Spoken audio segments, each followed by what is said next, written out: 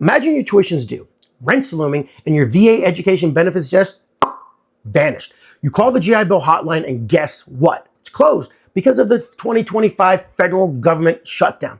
That's a nightmare hitting thousands of student veterans, dependents, and surviving families across the country. The Department of Veterans Affairs says it's a computer glitch in their new claims system, but payments are delayed, housing stipends are missing, and Chapter 35 education benefits are stuck in limbo. In this video, I'm going to break down exactly what's going on with VA Chapter 35 delays, the GI Bill hotline closure, and how the federal shutdown is disrupting schools and students nationwide. Plus, the surprising thing that Secretary Collins just told Congress. Buckle up. This one's equal parts bureaucratic tragedy and dark comedy. So what's actually going on? Here's the deal. The VA's Chapter 35 program, officially called the Survivors and Dependents Educational Assistance Program, helps kids and spouses of fallen or disabled veterans pay for school, tuition, books, housing, the essentials. Except the VA's new claims system apparently pulled a Windows 95 and glitched out right as the federal government shutdown began. The result being delayed monthly stipends, missing payments, and students wondering if ramen noodles count as a balanced diet. Officials say that they're processing claims manually. Yes, by hand, because that's a good idea.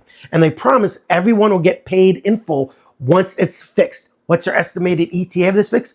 Late November or maybe December, because who doesn't love a cliffhanger? What's this real-world impact that we're feeling? Well, universities are already feeling the heat.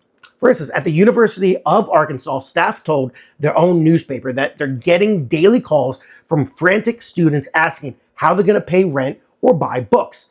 One campus rep said, quote, "When Chapter 35 funds are delayed, it doesn't just stop at tuition. It disrupts housing, meals, and peace of mind."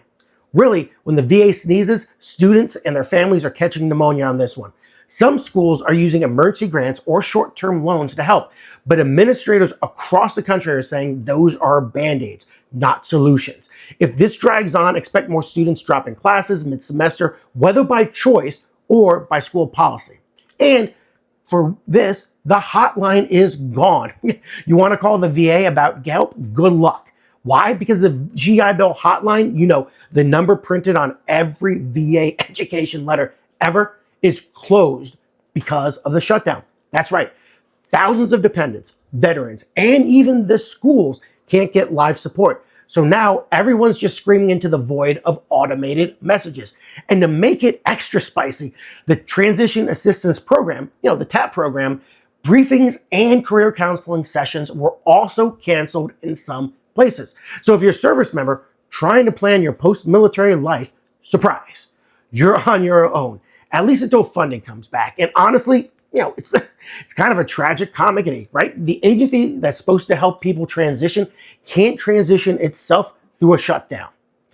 And here's one good part about it. There's a couple small victories we need to talk about. Here are two pieces of good news in this bureaucratic dumpster fire. A federal court just told the VA, nope, when it tried to pause veterans' claims appeals during the shutdown. Judges basically said you don't get to hit snooze on veterans' rights. So appeals are still moving forward. Slow, but they're still moving forward. They're alive. And here's another thing that's worth celebrating. VA Secretary Collins stood his ground this week. He rebuffed lawmakers, yes, senators and representatives, who asked him to work special constituent cases while everyone else's claims are frozen. He said, in essence, nope, we're not doing political favors during furloughs. That's rare principled leadership in DC these days. And then, in a mic drop moment, he urged Congress to just pass a full-year appropriations bill so the VA can get back to normal. Imagine that, if Congress actually did its job, something it actually hasn't done since 1996. And what can you do? Because that's really what matters. Let's talk solutions, because just doom scrolling doesn't pay the rent. First off, talk to your school's veterans office. Ask about emergency funds, rent help, or if they can hold off on late fees. Most campuses have emergency aid hiding somewhere. You just have to ask. Use the VA's online tools. Right, the hotline's dead, but va.gov isn't. You can still check your claim status and update direct deposit info there. Tell your landlord or your utility company or even your card company that you are delayed on payments because of the federal government. Get agreements in writing. There's no shame in transparency on this one. This isn't your fault. 4, Document, document, document everything. Every email, every message, every payment receipt. When the backlog clears, you're going to want proof. 5, keep your mental health in check. Seriously, stress plus uncertainty is going to equal burnout. Use campus counseling or veteran peer groups. They exist for exactly this reason. And number 6, check with your financial institutions. Institutions like USAA have set up free loan programs to help veterans, help military members get through this major issue and this major shutdown. What happens next? That's always going to be the question. Well, the VA says they're working around the clock. And to their credit, they've shifted to manual processing to get payments out, which sounds heroic until you picture thousands of claims and processing documents literally being typed one by one.